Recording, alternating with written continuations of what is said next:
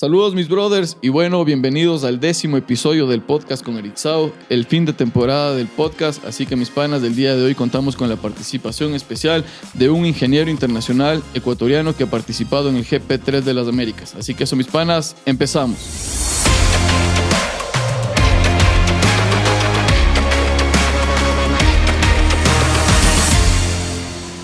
Y bueno, mis brothers, bienvenidos al 10º episodio del podcast con Ericsao. Estamos en el fin de temporada con un invitado especial, el ingeniero internacional ecuatoriano que ha participado en carreras internacionales. Así que sin más ni menos, bienvenido mi pana Sebas, más conocido como Racing Design. ¿Cómo estás, mi hermano? Mucho gusto. Gracias por estar aquí, mi bro. Es bastante impresionante estar aquí, te felicito, porque estás llevando un nicho de mercado que no tenía audiencia a un nuevo nivel. Tu calidad de producción, de tu equipo de trabajo, de Gema Producciones, es impresionante y es parte de lo que necesitamos para poder dar los siguientes pasos, que la gente empiece a conocer un poco más sobre esto. Y eres el primero que hace podcast.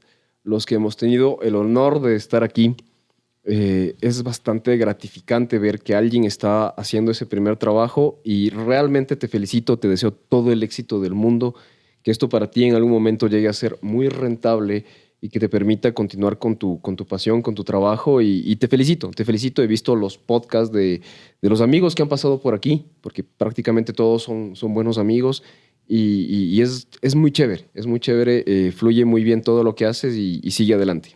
Gracias, mi bro. Muchas gracias por esas palabras. Y pues sí, creo que tomando las palabras del muñeco que vino antes por acá, creo que con estos episodios, incluyéndome, nos sentimos y nos hacemos mucho más amigos de las personas que han estado aquí como invitados en el podcast con Ericsao. Y pues bueno, el día de hoy te tenemos aquí, mi bro, y pues me gustaría que te presentes con todos nosotros y la gente que nos mira a través de estas pantallas te pueda conocer un poquito más, mi bro. Bueno, mucho gusto. Mi nombre es Andrés Sebastián Echeverría. Soy ingeniero automotriz de oficio y me dedico a las motos y bueno, al motorsport desde algo más de 10 años ya. Entonces, nada, uno se mete ya a los fierros y cuando te gusta esta huevada, te jodiste porque no puedes salir. No es precisamente el negocio millonario de criptomonedas que te saca de pobre, pero es algo que te da un montón de gratificación, conoces gente increíble en el camino y te gusta. Entonces, cuando te gusta, lo haces con mucha pasión y a veces acá en nuestra realidad latinoamericana, este tipo de oficios es más bien cuesta arriba, pero es algo que nos gusta. Entonces, buscamos la forma, como tú en este podcast, de seguir dedicándole tu tiempo, tu esfuerzo a esto y buscamos, al final, cuando vas conociendo gente en el camino, que se vuelven tus amigos, como decía el Joan en su podcast, finalmente no solo son clientes, no solo son compañeros de pista, sino que ya se vuelven tus amigos. Es como darnos apoyo mutuo para seguir adelante, ¿no? Entonces, es ese mi oficio. Qué bacán, mis bro. Para los que no sepan, Sebas Echeverría es un técnico, un ingeniero mecánico especializado en el mundo de las motos. Como lo mencioné desde un inicio, ha estado presente en los pits de grandes carreras internacionales como del GP3 de las Américas y pues a mi punto de vista es una de las personas que ha hecho mucho por el motociclismo ecuatoriano. Yo estoy en el mundo de las motos inmerso hace un poco más de 7 años y pues hace, ¿qué será? Unos 4 años, si mal no me equivoco, Sebas Echeverría fue uno de los pioneros con el tema de las academias o clases de motociclismo, ¿verdad, mi bro? Con RRS. Sí. Bueno, digamos que eso fue algo bastante posterior. Yo tuve la fortuna de iniciar en el motorsport, creo que por una casualidad, porque el motorsport no es algo tan habitual en nuestra sociedad, en general en Latinoamérica. Es algo que en realidad ha venido de crecimiento. Entonces, creería que antes, en general, la cultura latinoamericana era un poco más fierrera. Y me refiero a antes, por ejemplo, cuando Fangio, probablemente el mejor piloto de Fórmula 1 de la historia, empezó como que toda Latinoamérica era un poco más fierrera. Inclusive las generaciones anteriores a nosotros tenemos campeones mundiales latinoamericanos, que de hecho son venezolanos. Entonces está Carlos Lavado y Johnny Cecotto, que ellos fueron campeones mundiales. Johnny Cecotto inclusive llegó a ganarle a Giacomo Agostini. Entonces, en Latinoamérica lo que ha sucedido es que hemos empezado en decreción en el tema del motorsport. Entonces, yo tuve la fortuna que cuando estuve estudiando en mi carrera universitaria, llegó un profesor que él estudió diseño de automóviles en Rusia.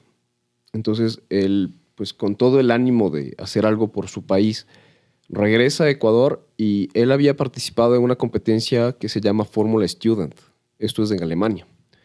Entonces, él viene a Ecuador y viene con un proyecto. Entonces, cuando él viene a desarrollar este proyecto, él se llama Pablo Iturralde. Él fue mi primer mentor formal en todo este tema técnico. Entonces, él viene a Ecuador y empieza varios proyectos relacionados al diseño automotriz formal.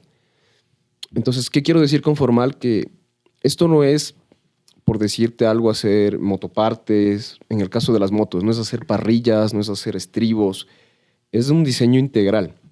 Entonces, en el ámbito del automovilismo, él viene y se da cuenta que no tiene el capital humano para desarrollar cierto tipo de proyectos. Entonces, él involucra a la universidad en este proyecto que se llama Formula Student Germany, el cual, en resumen, consistía en que en un periodo de un año, los estudiantes tienen la misión, tienen el objetivo de diseñar y fabricar un prototipo tipo fórmula. ¿Qué es tipo fórmula? Es que tienes los neumáticos descubiertos. Entonces, teníamos que diseñar un prototipo, pero no solamente era el prototipo, sino que era un proyecto integral. Tienes... De 4 ruedas este prototipo. Sí, este es un fórmula. Ya. Este es un fórmula. Es un vehículo chiquitito, ¿ya? Pero él nos empieza a enseñar diseño automotriz y motorsport.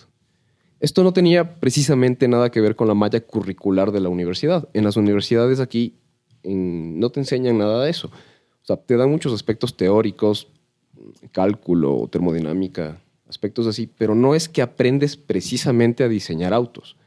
Entonces, él nos empieza a formar y nos empieza a enseñar toda la teoría muy formal del motorsport. ¿Qué es lo que se escucha, por ejemplo, cuando estás escuchando carreras de fórmula, que tiene ciertas configuraciones de camber, caster, wheelbase, wheel track? O sea, ya asuntos más técnicos, ya, netamente técnicos. Técnicos de bastante alto nivel. Entonces, por ejemplo, tú dices en un auto, ¿por qué tiene cierta distancia entre ejes? ¿Por qué el wheelbase, el wheel track tiene ciertas medidas? ¿Qué pasa si cambias la medida?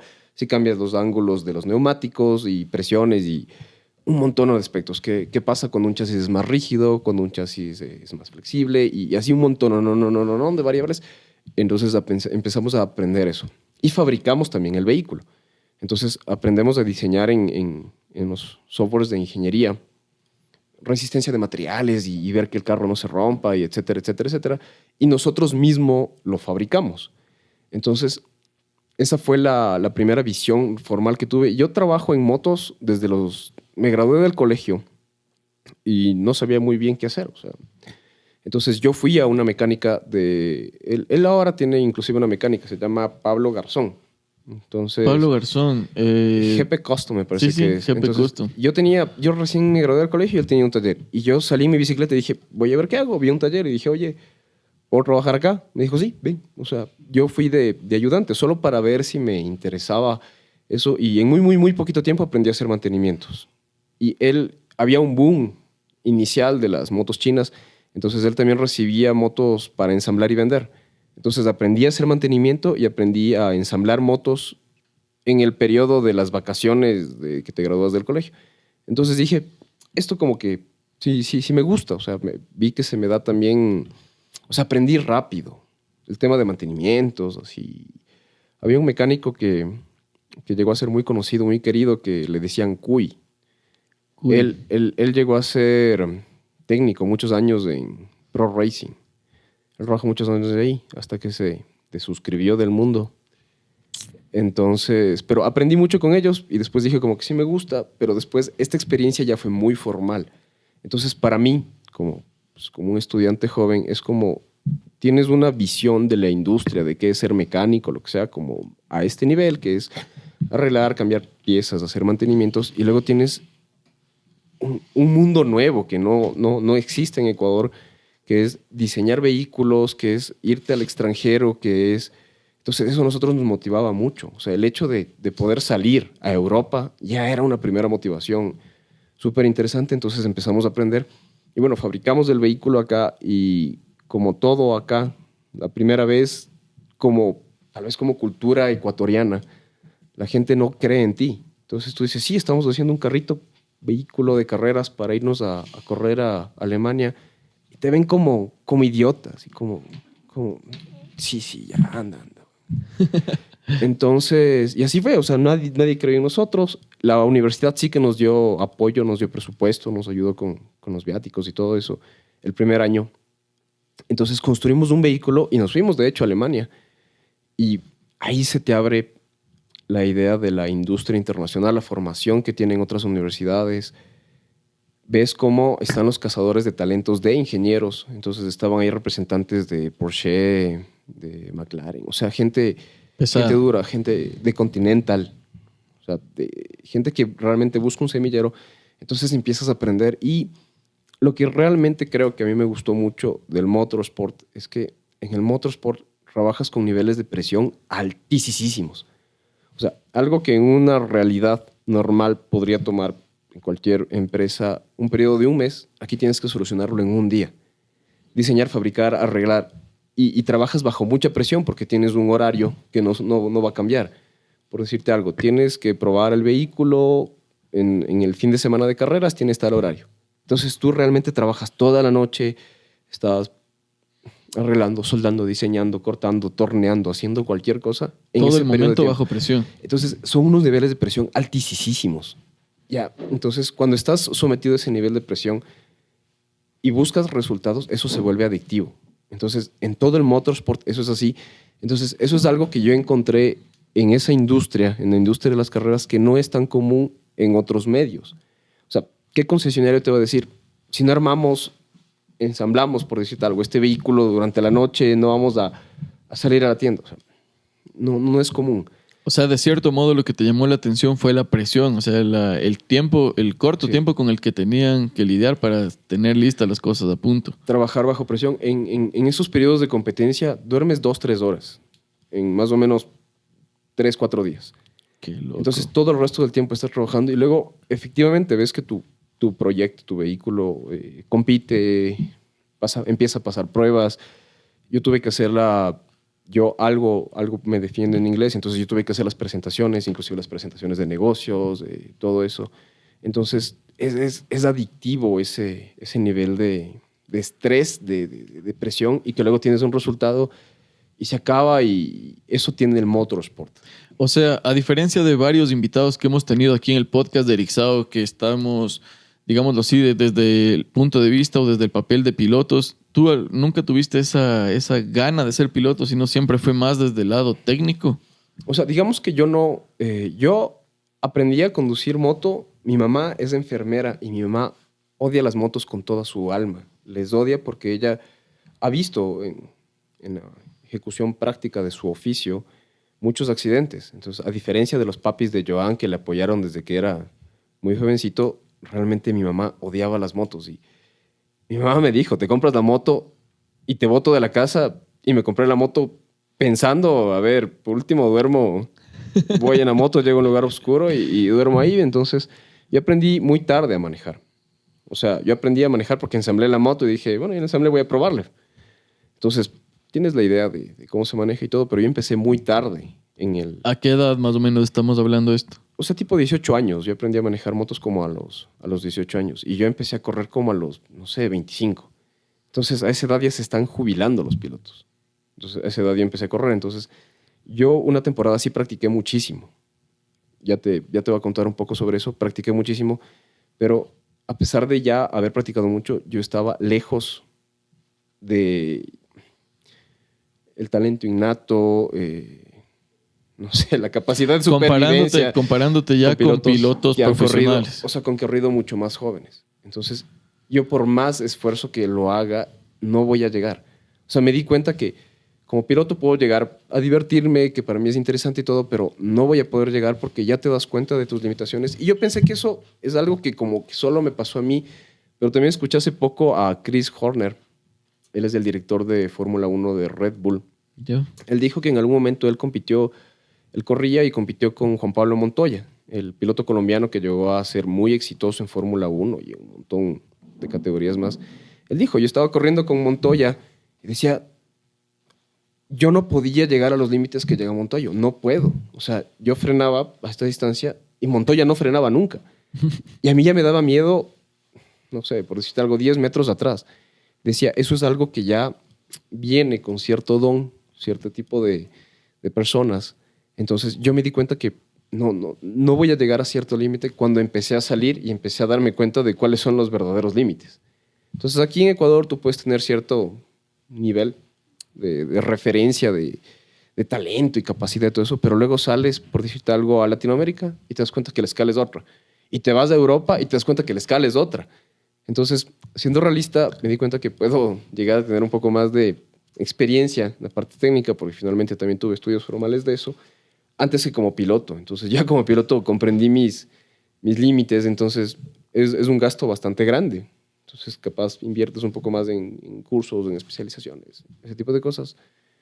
Y lo otro te divierte. O sea, a mí no me mata ir a jugar fútbol en una cancha sintética, a mí me mata irme un fin de semana a un cartódromo, a una pista, y para mí es un hobby. Claro, es distintas pasiones, como quien dice. Exacto. Entonces, digamos que esa fue la primera experiencia con el motorsport. Y el problema con esto, y eso lo escuché a un buen amigo que me decía, si te gustó esto, te cagaste. O sea, te cagaste porque no puedes salir. O sea, Tanto como piloto y tanto como técnico. Inclusive hace no mucho le escuché al Diego Redín, que él tiene el dinamómetro. Él le dice a esto el vicio. Dice, sí, es que estamos en el vicio y ya me traje una nueva máquina para el vicio. Entonces, es básicamente eso. Y en general, todas las líneas de motorsport son un hobby, son juguetes de adultos. Entonces, para la mayoría de gente es un gasto. Entonces, pero si te gustó esto, ya te metes. Entonces, me quedé con esa. También con él construimos, con Pablo, con mi mentor, construimos un prototipo tipo LMP, que son los prototipos con un diseño similar a los Radical, que corren en circuitos en Yaguarcocha. El Radical, más o menos, para que la gente y yo también te pueda entender. Mira, Radical es una marca inglesa que de hecho utiliza un motor, me parece que es de la Hayabusa. Entonces agarran dos cilindros del Hayabusa, ¿Ya? o sea, le ponen como en B, uno en el cigüeñal y tienen un motor brutal en un prototipo de carreras. ¿Ya? Entonces son prototipos de carreras. Entonces con él fabricamos un prototipo de carreras y a mí primero me gustó muchísimo el automovilismo, que de hecho técnicamente es bastante más complejo que las motos, siendo muy objetivos, porque tienes más variables. Pero también me di cuenta que es bastante más difícil de acceder, porque el costo de competir, inclusive en karting, es bastante más alto que En motocicletas. Entonces, si tú comparas la carrera de un piloto de Fórmula 1 versus un piloto de MotoGP, el de Fórmula 1 tuvo que invertir muchísimo más.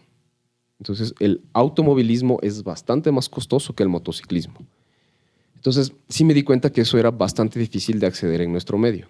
O sea, el vehículo que construimos costó en esos años alrededor de $80,000. Pero este punto de vista es netamente desde el lado técnico. O sea, viendo cuánto invierten para las carreras y todo eso. O sea, es que, digamos, no solamente es eso, es el costo de los prototipos de los vehículos, el mantenimiento de...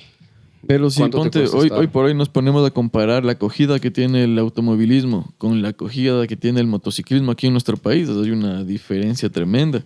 Imagínate las carreras de cabezales, que esos cabezales creo que cuestan mucho más que esos prototipos, digo yo. Bueno, eso es, digamos, eso como show es ligeramente diferente, pero a nivel mundial, los números que mueve la Fórmula 1 son infinitamente superiores a los que mueve MotoGP. Entonces, mira, si tú, por ejemplo, comparas la audiencia que tiene la carrera de Silverstone de Fórmula 1 versus la carrera que tiene Silverstone de MotoGP, considerando que MotoGP regala muchísimas cortesías, no se iguala los números. Entonces, el motociclismo a nivel mundial pues tiene menos audiencia que el automovilismo, pero en nuestro medio vincularte al automovilismo es bastante costoso e inaccesible. Por ejemplo, hablemos de las motos. Puedes correr en baja cilindrada con un presupuesto módico, pero correr armarte un carro de rally, armarte un carro de circuito, traerte un LMP, esos son otros números. Entonces, sí entendí que para mí iba a ser mucho más difícil adherirme a esa línea del motorsport. Entonces, regresamos de Alemania con el proyecto. Fue un proyecto bastante exitoso, nos fue muy bien. Para ser un primer año nos fue muy bien.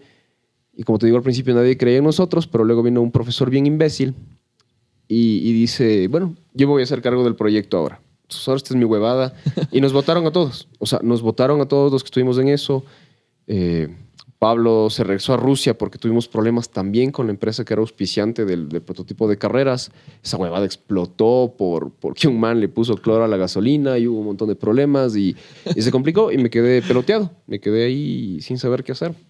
Entonces, pero ya estaba en mí eso de hacer cosas, de buscar proyectos internacionales, de ver el nivel que tienen técnicos, mecánicos, directores de carrera, directores de equipo, organizadores en Alemania.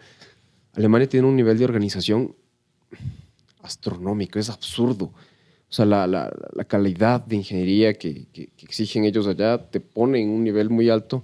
Entonces, ya buscaba yo hacer algo similar porque me gustó mucho. Entonces, empecé a buscar y encontré esta competencia que se llama Moto Student. Y se desarrollaba en Alcañiz, en el circuito donde se da el GP de Aragón. Entonces es un circuito mundialista donde de hecho se corre el MotoGP. Y básicamente era eso, era hacer un prototipo de motocicleta de carreras. Ahora ya íbamos al prototipo de 2 ruedas. Era un prototipo de 2 ruedas de carreras. Entonces yo vi eso y me inscribí. O sea, solo no pensé nada y me inscribí. Eso tenía costos bastante altos igual, porque tenías que pagar la inscripción. Con la inscripción te daban motor, suspensión, aros, un par de cosas. O sea, estándar para todos. Y tú tenías que construir el chasis y, bueno, el chasis, la aerodinámica, la puesta a punto del motor y suspensión. Varias cosas. La suspensión te daba. Yo no tenía un centavo. No tenía nada. Yo en la universidad tenía plata para las copias, para las bielas, para el almuerzo. Entonces, pero me inscribí. Entonces, mi idea fue armar un equipo de gente que tenga la necesidad de hacer tesis, porque las tesis en ingeniería son bastante costosas. Entonces, haces prototipos de cualquier pendejada, pero gastas $3,000. Entonces, pero tienes que hacer un prototipo. Entonces, yo agarré un grupo de gente y les propuse que en ese prototipo hagamos muchas tesis. Entonces, íbamos, iban a ver los fondos de ahí para que todos podamos hacer una suerte de vaca. Hacíamos vaca, con eso teníamos los medios, dependiendo de cuánto logremos conseguir y íbamos a ir mejorando. O sea, ¿esto era una idea que tú tenías de cómo llevarlo a cabo o así lo llevaste a cabo? Esa fue mi idea, pero primero me inscribí y luego solventé en el camino.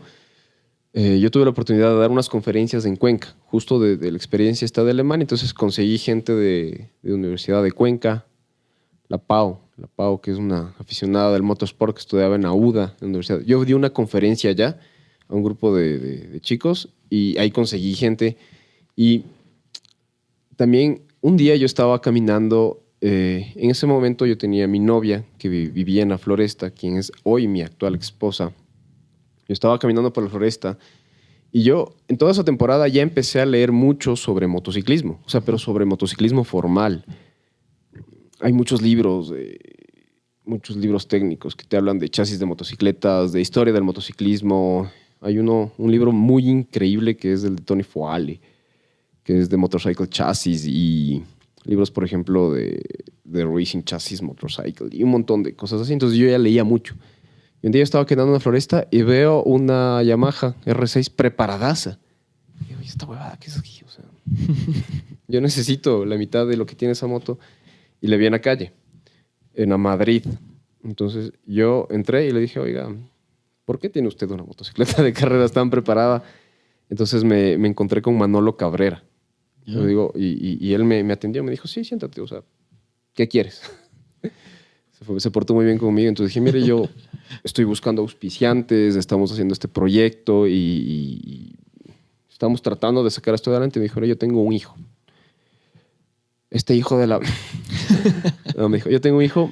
La verdad es que yo en este momento no tengo la mejor relación con mi hijo, pero yo a mi hijo le voy a apoyar siempre incondicionalmente. Entonces vi tu podcast anterior con Joan. Entonces él él me dijo eso y en sus palabras fue tal cual. Dijo, yo a mi hijo siempre le voy a apoyar, aunque en este momento yo no tenga la mejor relación. Yo no quiero que le digas nada a mi hijo, pero yo voy a cubrir la parte de la inscripción que le corresponde. Él estudia lo mismo que tú, entonces me gustaría, si es que puede él, que sea parte del desarrollo técnico, pero él es un pilotazo.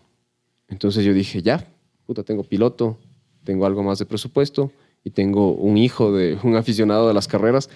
Entonces fue él quien me dijo, pero hoy es la primera vez que yo expongo esto. Él me dijo, nunca le digas esto a mi hijo porque yo lo quiero apoyar, pero no tengo la necesidad de que le digas nada. O sea, solo dile que le encontraste en las carreras y Qué bacán, pídele, qué datazo, bro. y pídele Justamente. ser parte del proyecto. Entonces, de hecho, yo le llamé a Joan y le dije, hola Joan, ¿cómo estás? Sé que eres piloto, sé que tienes una Yamaha R6, que es blanca, que está en la floresta, Preparadaza. que está preparadaza, o sea, que está linda. Tenía carenado, me acuerdo. Que está linda y yo la veo todos los días porque yo siempre vengo en bus a verla a mi novia. Entonces tenía que subir caminando a la Madrid porque tenía solo para el bus y para las copias en la época de universidad. Entonces siempre pasaba por ahí y le veía. Entonces, de hecho, le llamé al Joan. Me dijo, sí, tengo una carrera, ¿te gustaría venir? Le dije, sí, de una. Entonces ahí fue que de hecho nos conocimos y le vi correr y fue para mí impresionante porque pues yo solo tenía mucha noción técnica del deporte, pero ese día le vi correr a Joan. Le fue muy bien, la moto estaba bien, andaba bien. Él tenía que resolver un par de aspectos técnicos que yo no tenía ni puta idea, pero estaba en el proceso de aprendizaje, ¿no? Entonces fue así que di con el Joan. Entonces yo a él le conozco de esa época. Y bueno, si te digo, no sé bien cómo hicimos, pero desarrollamos el proyecto, hicimos todo, o sea, y fue también la misma presión porque tienes un tiempo limitado. ¿Cuánto? ¿Un año? Este es 1 año y medio. Para desarrollar un prototipo, desarrollar un proyecto de reporte de costos, plan de negocios, tienes que proyectar un plan de negocios, mucha ingeniería. Entonces, ahí sí tienes que presentar todos los estudios del chasis, flexión del chasis, geometría de las suspensiones, geometría de la moto. Eso sí es muy técnico. Nosotros metimos mucha innovación ahí, pero no teníamos plata.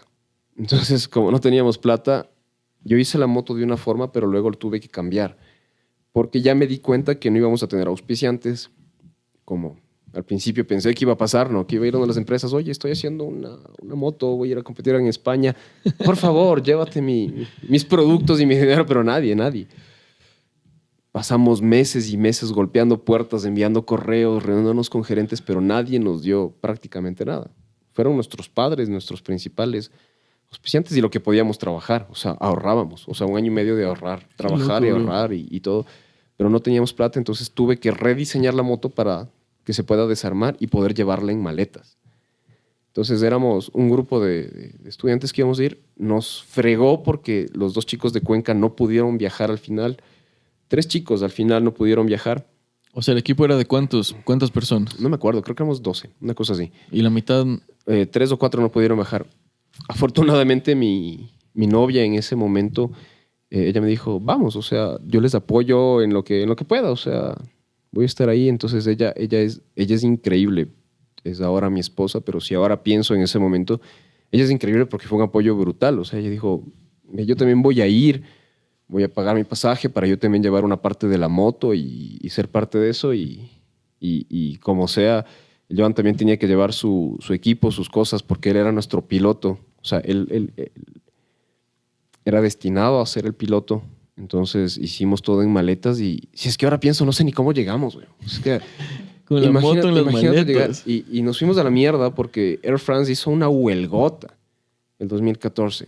Pero esos franceses son dementes para protestar. No sé si has visto cómo está París ahora. Paralizan todo. Esos idiotas, aparte que no les gusta hablar inglés. Nosotros llegamos a París y nos dijeron, váyanse a la mierda. Y nos fuimos a la mierda y nos quedamos ahí desesperados. Nosotros decíamos, bueno, ¿y qué hacemos? Y como estúpidamente vimos la película de Eurotrip. Dijimos, cogemos un tren. Llegamos. Pero fue desesperante la estación. Estábamos ahí cargando la maleta en el aeropuerto ese que es gigante. No hablaba casi nadie inglés y teníamos un amigo que se llama Andrés Jacome. que se hizo pana de un man. Estaban fumando, no sé, alguna vaina así. Y un portugués que el portugués y el español se comprende un poco mejor. Y nos salvaron. Y yo, no sabes, pero ¿cómo te vas a quedar aquí? Te voy a dar un hotel, mañana viajan, no sé qué. Y fue chévere porque finalmente conocimos la Torre Eiffel y por ahí las cosas más. No teníamos pensado quedarnos botados en Francia, pero pasó y fue bacán. Ahí estaban ya con Joan. Claro, y estábamos todos ahí botados en París y yo había estudiado 2 semestres de francés y es interesante cómo trabaja la mente humana porque como quiera cogimos un taxi, llegamos Pero París no es tampoco es una maravilla porque nos fuimos a esta parte posterior, me imagino, pero era miedoso. Uno decía, hijo de puta, estoy en San Roque, weón, cuidado, nos roban. O sea, no es... Y cargada la moto en las maletas. No, eso ya quedó en el hotel. Pero no es tan impresionante como uno se imaginaría. En todo caso, bueno, pasamos por eso y finalmente llegamos y ahí es más de lo mismo. No sé, creo que estuvimos ahí 15 días, una cosa así. Y son... Probablemente duermes, ya cuando estás en el punto álgido de todo, duermes 3, 4 horas al día, durante 3, 4 días. Nosotros armábamos la moto en el hotel. Estábamos de hotel en hotel y bueno, ahí armábamos. Y un día prendimos la moto por primera vez en Alcañiz. Y la moto anduvo y se dio la vuelta y nosotros llorábamos y nos abrazábamos y festejábamos. Llegó la policía, nos decían, ¿qué hacen? Vamos presos. Y nosotros no, arreglemos, jefe. Entonces, pero armamos la moto y de hecho llegamos andando al circuito. Ya. Puta, nosotros andando en la moto y los pilotos armando, o sea, llegando y armando. Nosotros llegamos andando, puta, llegamos y esa huevada no volvió a funcionar. No. Ay, se dañó, brother, y se dañó. Y yo tengo fotos de todos tirados ahí, trabajando. O sea, digo, yo lo único que recuerdo es que comí una sola vez ahí en la pista y yo no tengo recuerdos de comer ni nada. Solo me acuerdo que me dormía 10 minutos y armaba. Y había que hacer alguna presentación técnica, lo que sea. Y se dañó todo. No teníamos contactos, presupuesto sobre todo, porque dices, bueno, se me dañó una bomba, voy a traer una bomba, voy a irme a Barcelona, traigo una bomba. Pero no teníamos plata. O sea, hicimos vaca ahí para las herramientas. Nos peleamos un montón. O sea, es difícil convivir y éramos jóvenes. O sea, es difícil para una persona joven liderar a otras personas jóvenes y puta, fue difícil, pero competimos, pasamos todas las pruebas, aprobamos todas las pruebas, dimos las presentaciones de negocios y probablemente para mí lo más impresionante es que obtuvimos un 3er lugar en innovación. Algo así como un 5º lugar en presentación de negocios, 12º lugar en diseño de ingeniería y 15º lugar en carreras. Lo que más me frustró es que Joan debía correr. Ya sea que ande bien, ande mal, lo que sea. No era un buen chasis. Era mi primer chasis.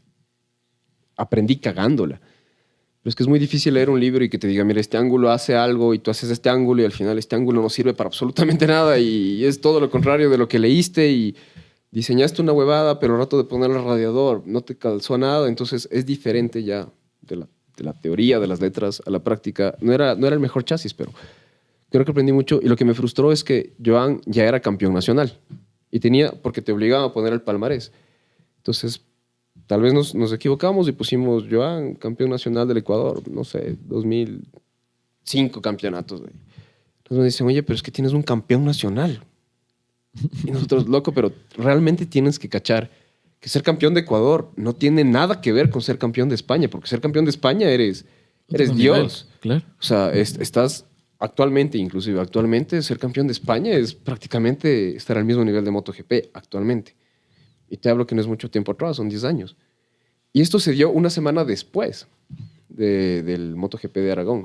Entonces, ahí estuvieron los equipos de MotoGP y toda la cosa. O sea, los manes no cachaban que el nivel de Ecuador no tiene relación con el nivel de Europa y decían, pero es que tú tienes un piloto profesional.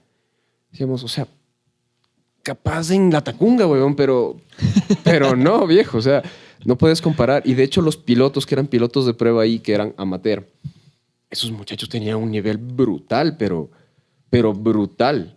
Entonces, no sé, tal vez eso fue un aspecto un poco frustrante que porque él era campeón nacional y consideraban que él era ya un piloto profesional, él no pudo ser el piloto. No, o sea que al final no corrió Joan esa moto. O sea, él creo que hizo todas las pruebas. Ahorita no me acuerdo, pero ya la carrera nos dieron un piloto federado de allá. Nos dijeron, agarren uno. Entonces, eso fue difícil hacerles entender eso. Y teníamos las cartas de la federación y toda la vaina que nos avalaban y todo, pero bueno, digamos que esa experiencia fue el primer roce con el motociclismo formal.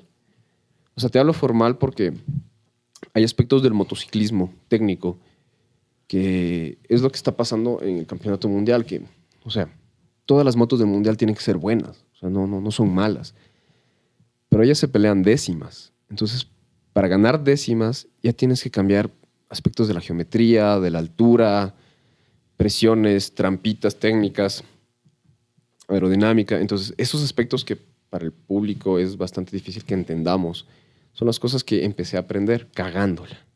Y cagándola y haciendo un chasis que no fue el mejor chasis, pero entendí porque cierto ángulo tiene cierto efecto en el chasis y qué pasa si mueves el punto de anclaje de las barras, por decirte algo.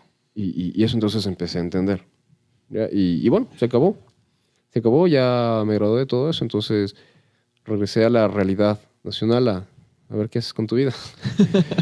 Entonces, sí me relacioné a las empresas estas que producen motopartes y todo, pero no era lo mismo. Entonces, pues ahí decidí ponerme el taller. Tuve el taller varios años, pero trabajaba muchísimo. ¿Dónde comenzaste aquí en El Labrador? No, mi primera fue en Natufiño, mi primer taller. Entonces, aproveché mucho un boom que hubo del Café Racer. O sea, fue un buen boom. No había tanta oferta de gente que haga eso. Entonces, era un mercado en crecimiento.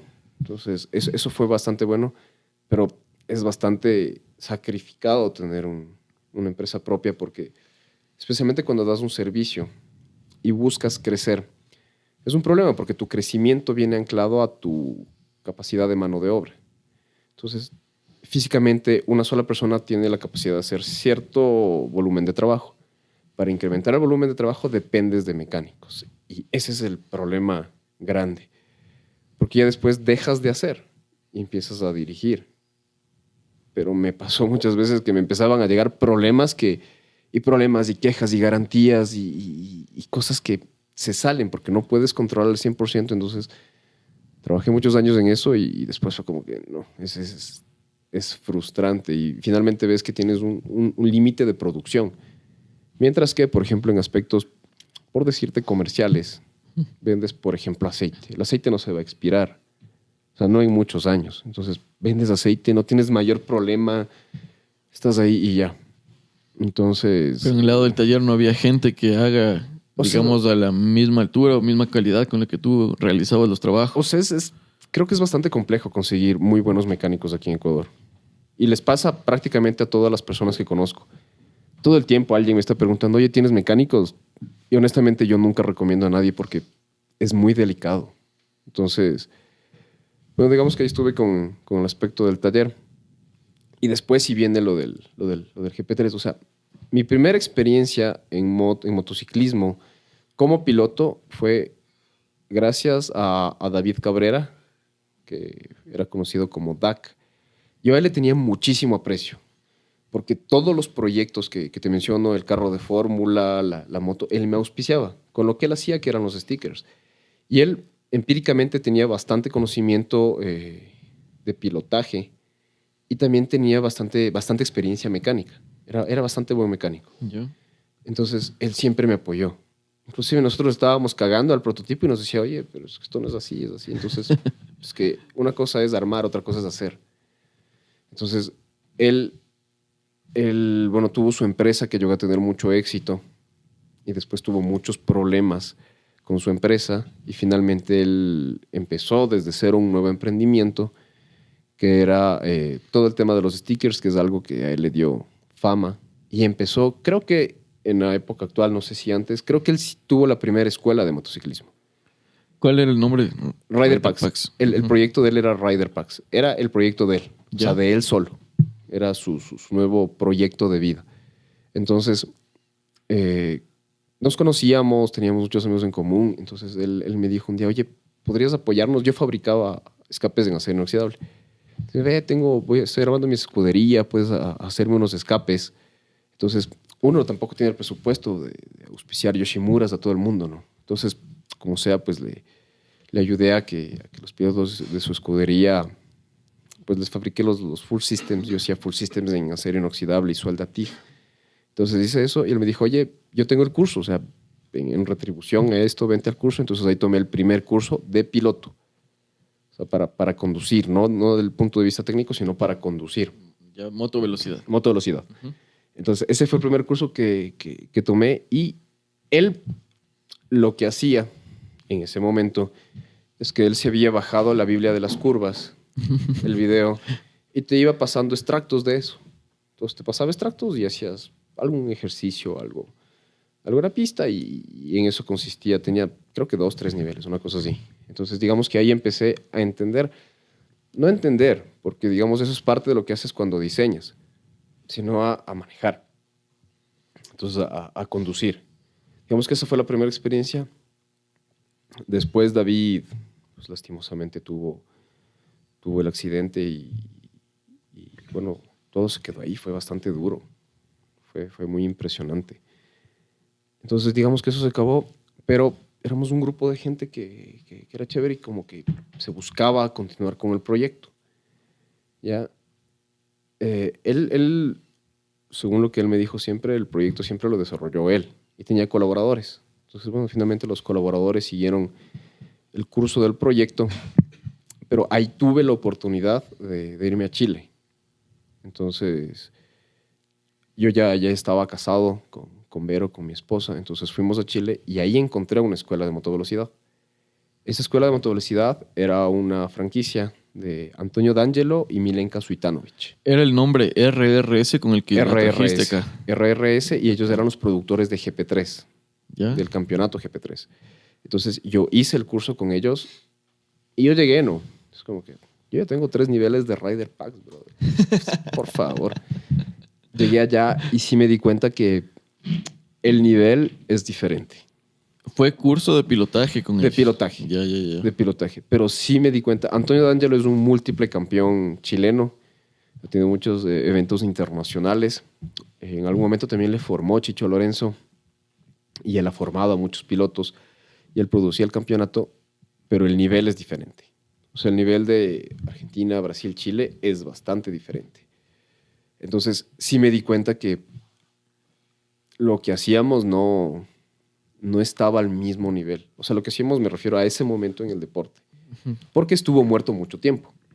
Lastimosamente, alta cilindrada se canceló por completo y lo único que se mantenía con mucha fuerza es lo que hizo la Copa Pulsar, que fue impulsada por una de las personas más grandes probablemente que ha tenido el motociclismo en Ecuador, que es el señor Rubén Andino. Él era dueño de la Gran Vía. De la Gran Vía. Él creo que ha sido el más grande promotor del motociclismo que ha tenido el país. Era un tipo increíble. Realmente era un tipo impresionante. Y gracias a él y un poco por la gestión de Carlos Villagrán, que le conocen como abuelo en la vieja escuela, que es un piloto legendario de campeonatos latinoamericanos en MV Agusta.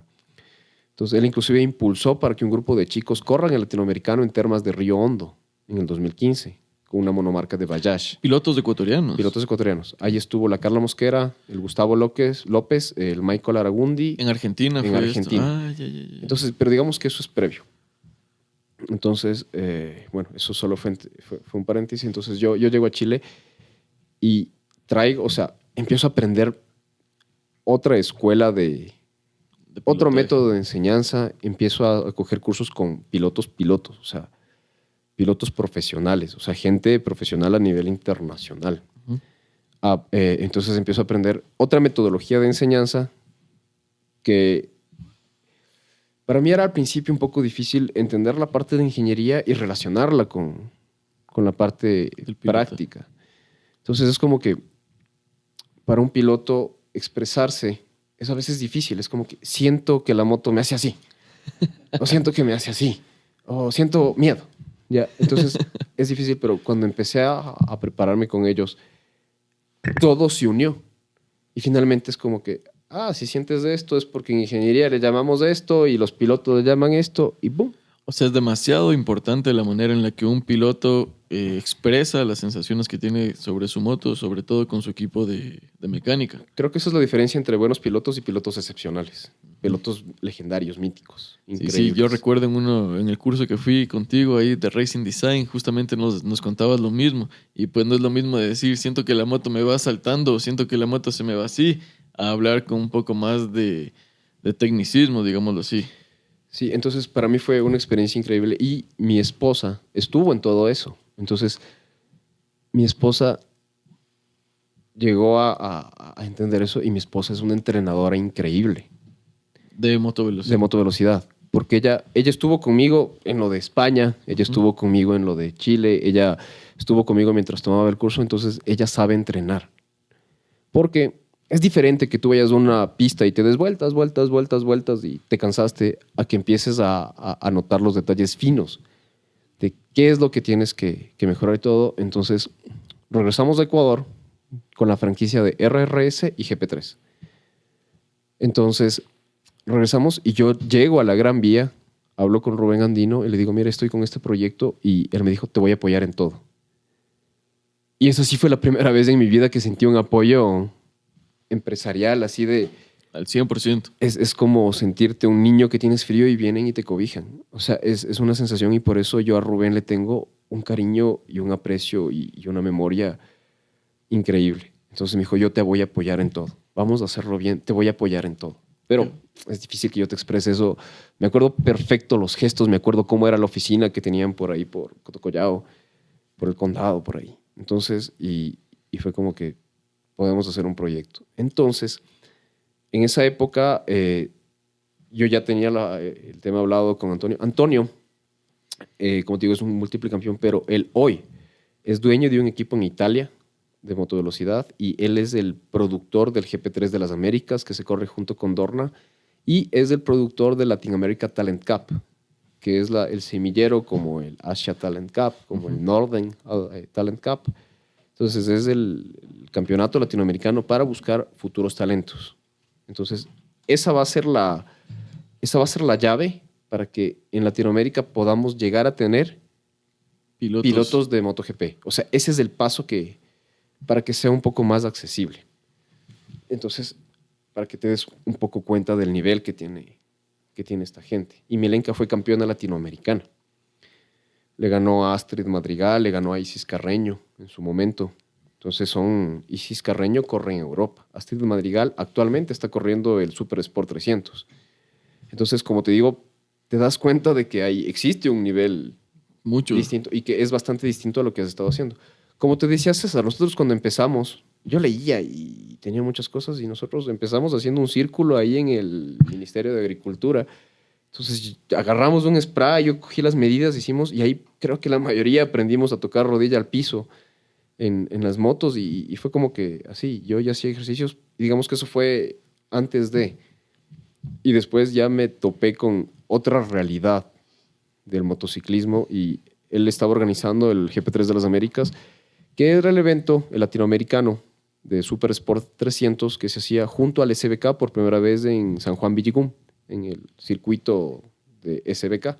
¿Sí? Entonces ahí tuve la oportunidad de ser parte del equipo KRT, o sea, yo fui mecánico de carreras de ellos, entonces de Chile nos fuimos a Argentina, y fue ellos, pero sobre todo yo... Esta oportunidad de ser mecánico se dio ya el ámbito 100% laboral o fue como una pasantía, digamos. No, o sea, fue por toda esta relación de haber traído la franquicia. Ah, ya, okay. Entonces la relación que hicimos con Antonio, la relación que hicimos con Milenka, entonces él era el productor de eso, entonces yo fui como parte de su staff técnico. Entonces eso fue una experiencia muy enriquecedora, pero sobre todo yo realmente me metí en los boxes del SBK. O sea, me metí con los que te daban chance, porque hay equipos que son, no sé, los de Jonathan Ría, es como que son muy cerrados.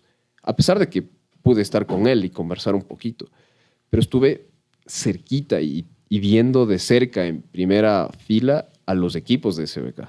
Todo un box, o sea, todo equipo de mecánicos, telemetría que está ahí. Todo. Entonces, Para ellos es el día a día, ¿no? Es como... No es un fin de semana de pista. No, para ellos es su profesión, entonces son muy abiertos. Hay gente que es muy abierta, pilotos, todo. Entonces, ahí fue como haber hecho una maestría. Entonces, como te digo, yo ya había entendido un poco la relación entre el pilotaje, la parte técnica, a un nivel muy amateur. Y luego estuve con toda esta gente del SBK y ¡pum! Eso se convirtió básicamente lo mismo, pero a un nivel profesional internacional.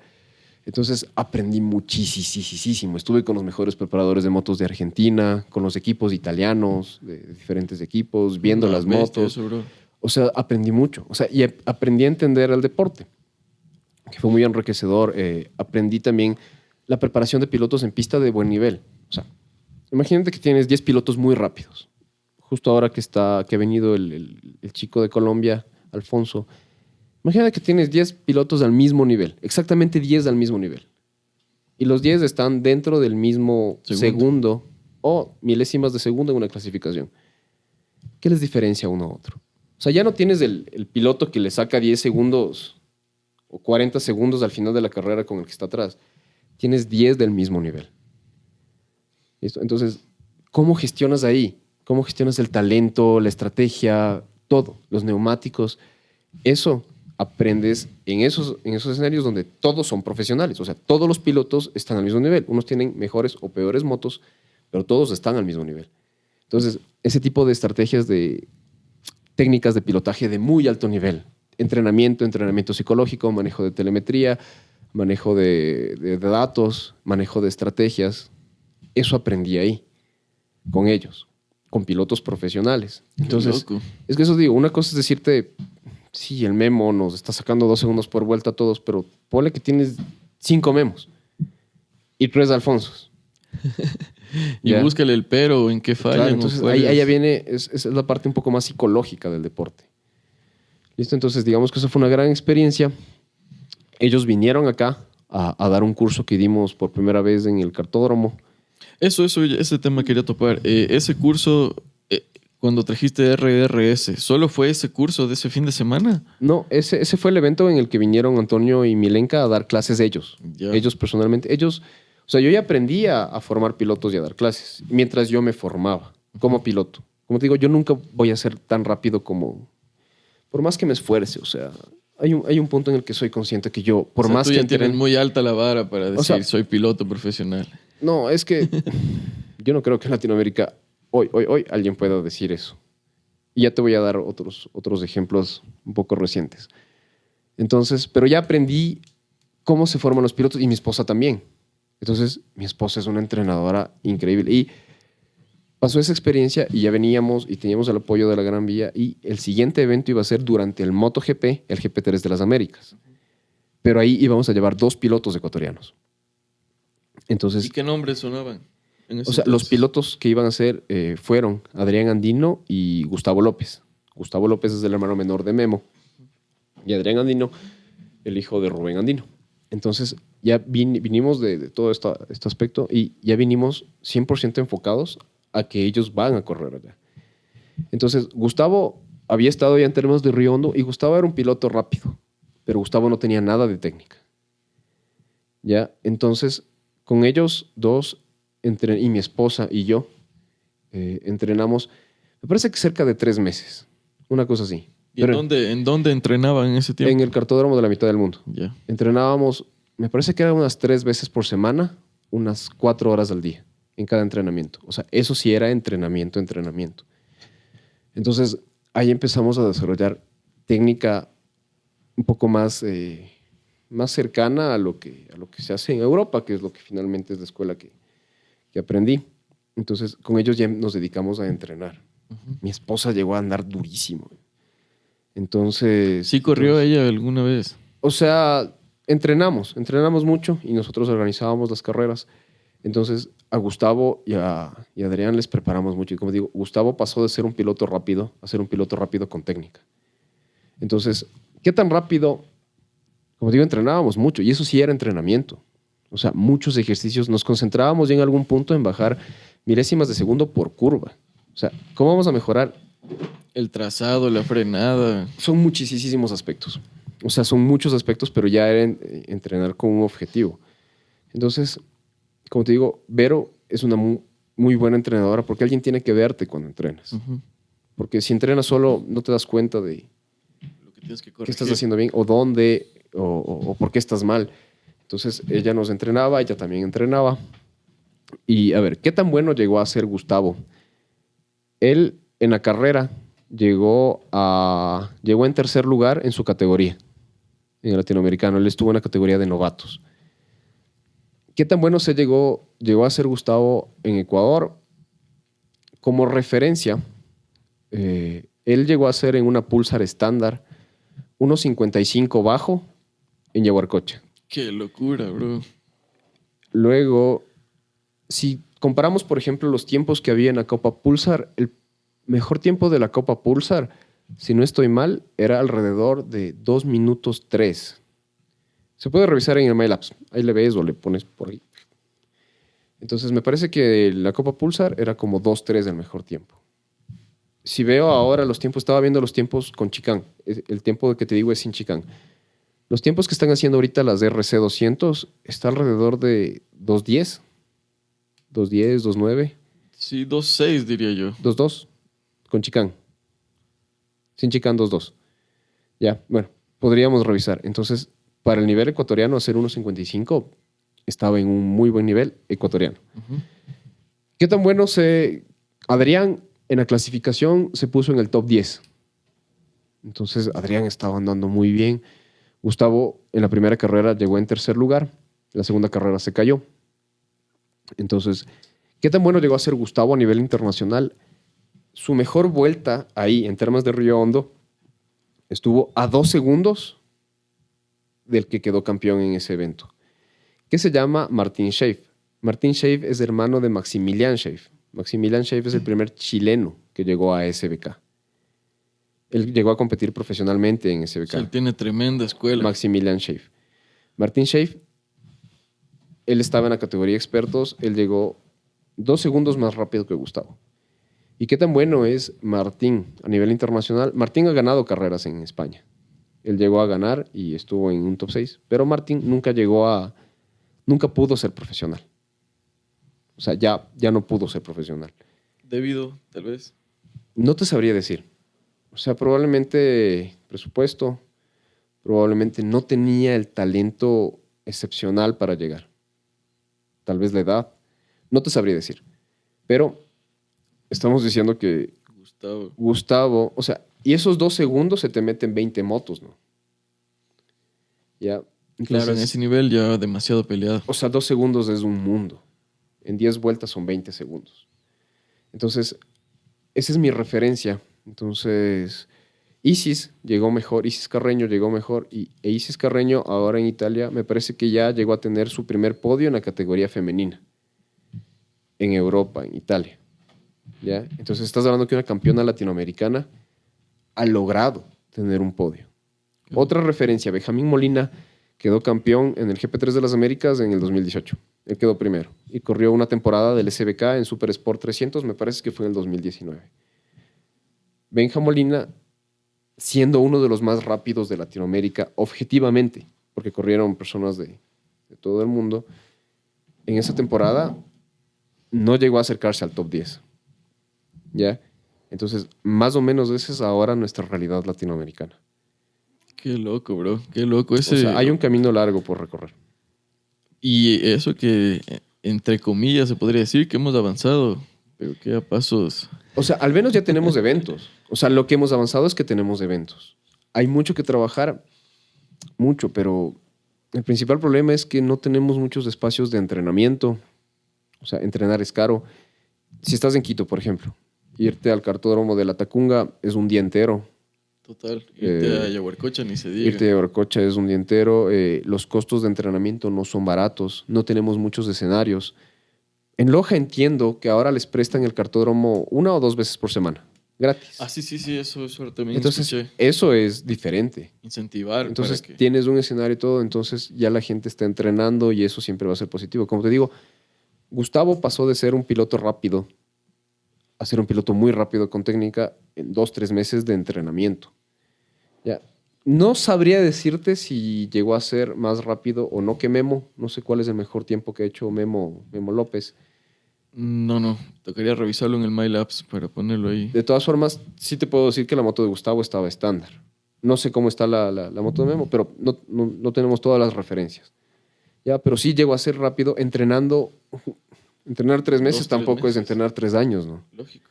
Entonces, sí hace falta un poco. O sea, tú, después de todo lo que hemos conversado, ¿crees que hay que mejorar mucho más en temas de entrenamiento, organización y, o sea, en general en todo, ir ganando experiencia un poco más en todo y copiando lo mejor de los países donde hay un poco más de expertise en esto?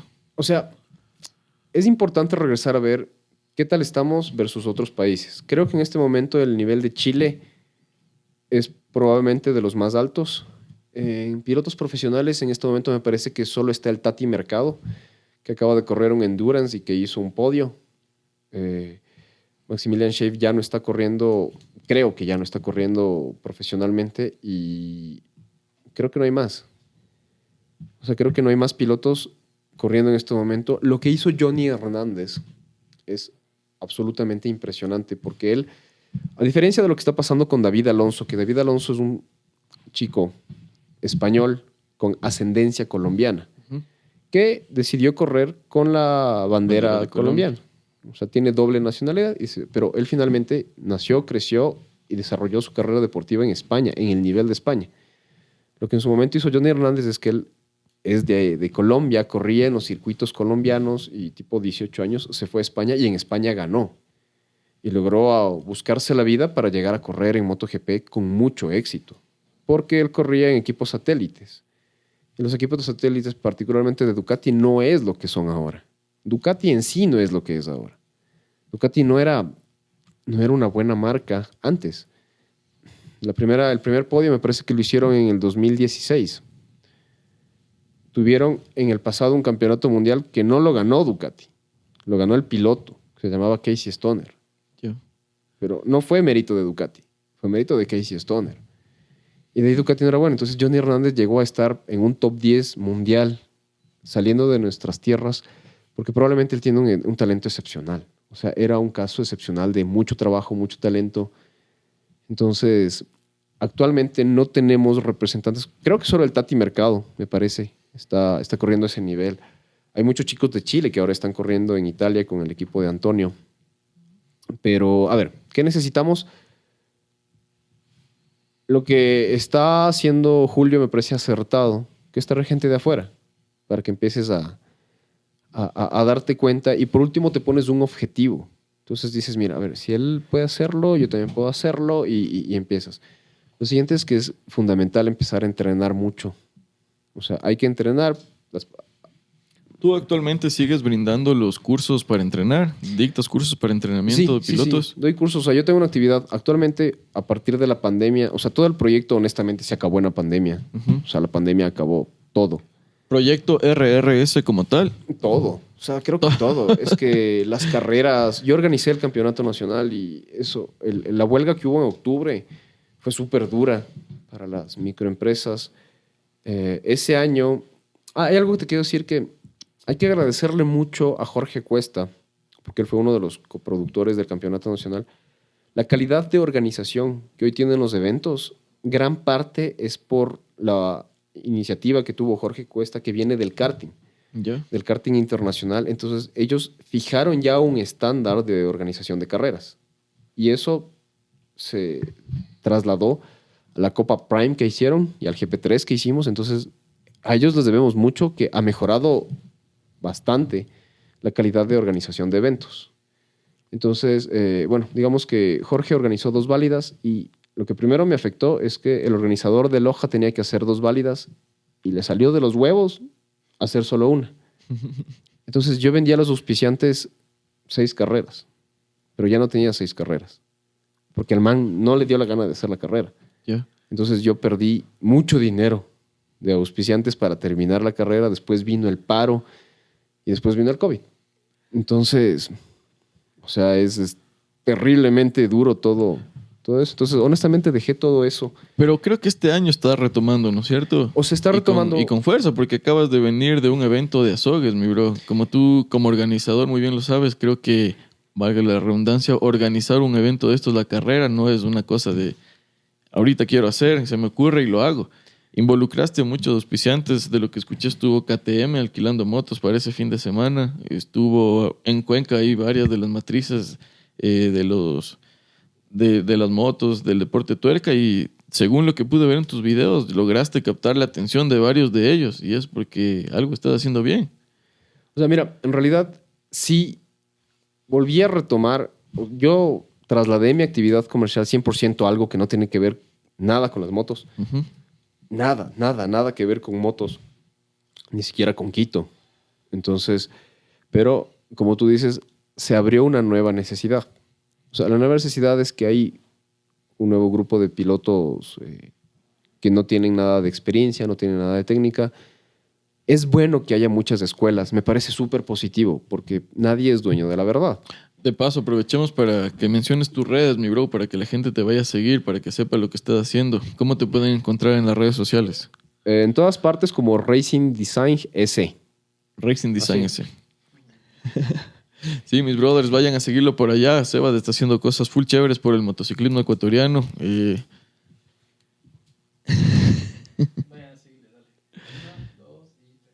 Así que eso, muchachos, vayan a seguirle por allá. A Sebas en todas sus redes está haciendo cosas full chéveres por el motociclismo ecuatoriano. Y pues nada, mi bro, nada más que seguirte alentando. Si hay algo en lo que se puede ayudar desde nuestras trincheras, pues cuenta con ello, mi bro. Y eso, mi pana. ¿Algún consejo que desde tu punto de vista técnico tú puedes brindar a la gente que quiere iniciar en la moto velocidad? A ver, iniciar, háganlo con lo que tengan a la mano.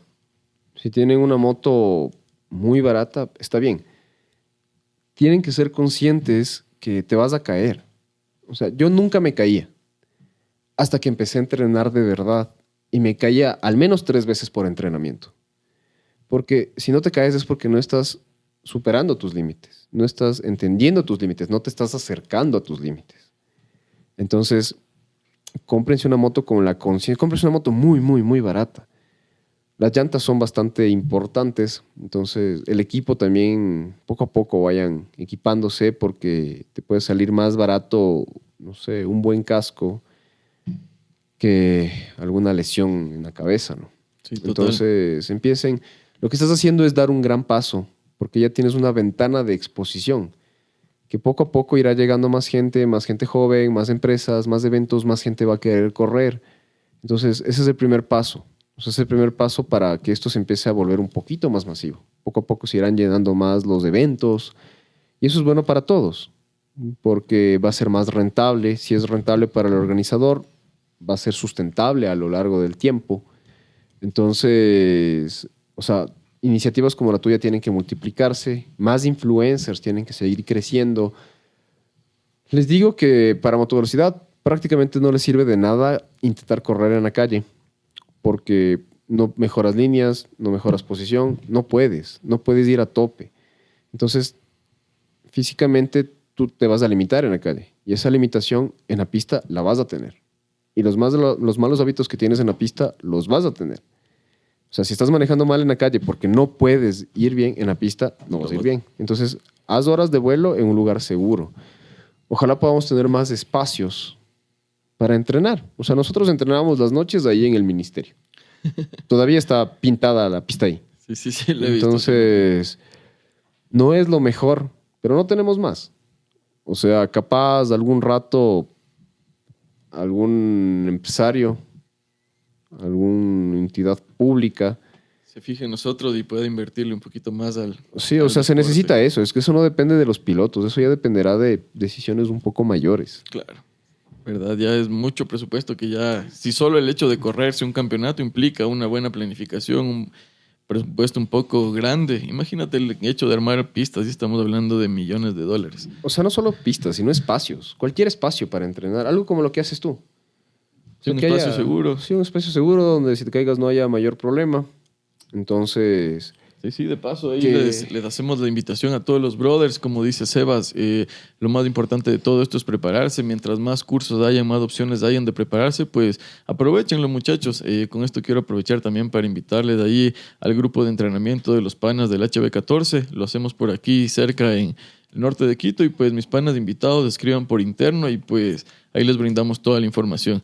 También escriban a las redes de mi pana Sebas Echeverría, Racing Designs, unos excelentes cursos teóricos y prácticos donde uno de verdad se da cuenta que todo lo que cree que sabe o si siente que ya sabe, llega a esa clase y te das cuenta que no sabe de absolutamente nada y que hay muchas cosas todavía por conocer y aprender. Así que nuevamente, mi brother, a seguirle a Racing Design en todas las redes, mis panas. ¿Qué más, mi bro? Creo que hemos hablado de un poco de todo y pues de esos proyectos que has mencionado, de los fórmula, del prototipo en 2 ruedas, fue algo locazo. La manera en la que se involucraron o se llegaron a conocer con Joan, creo que ni ustedes mismos habían tenido la oportunidad de conversarlo y pues qué bacán que haya sido este espacio en el podcast de Eric Sao para que no solo ustedes se enteren, sino nosotros también y nos hagan parte de todo esto, mi bro. Y pues eso, mi pana.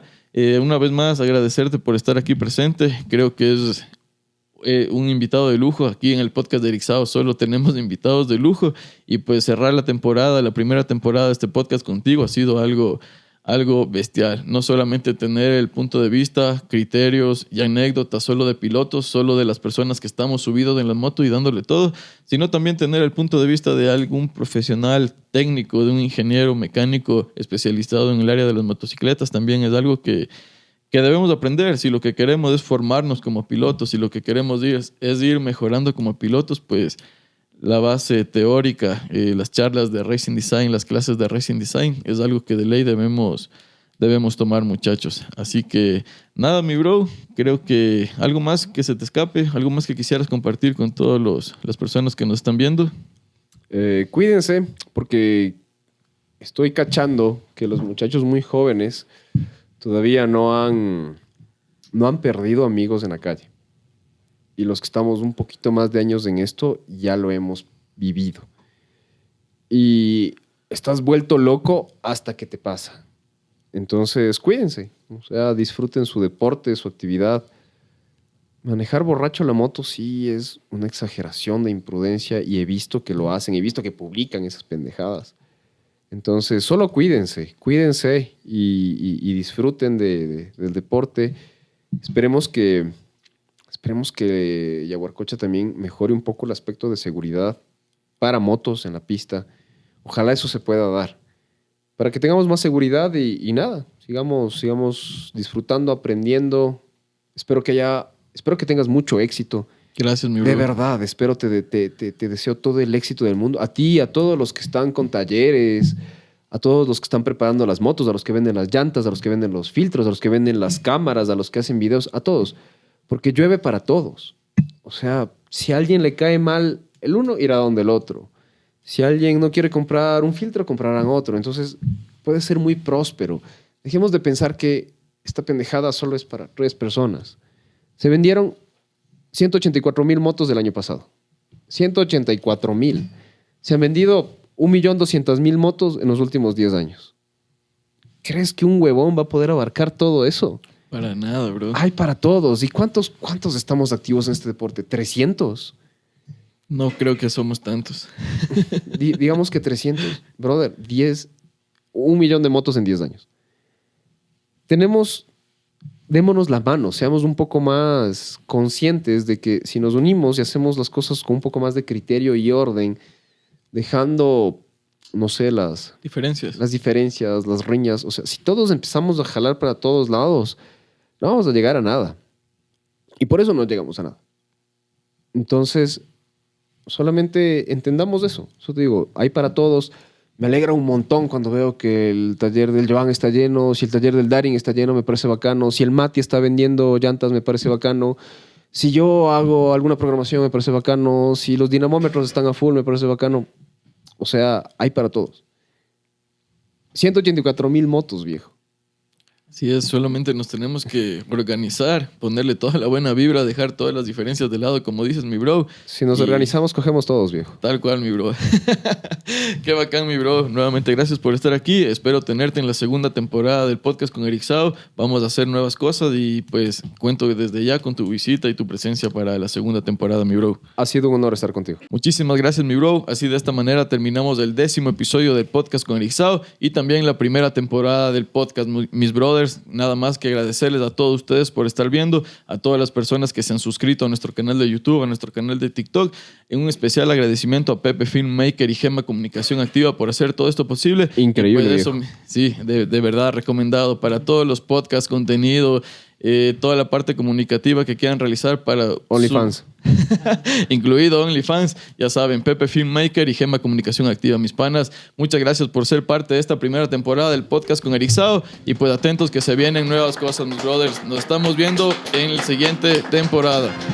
Saludos.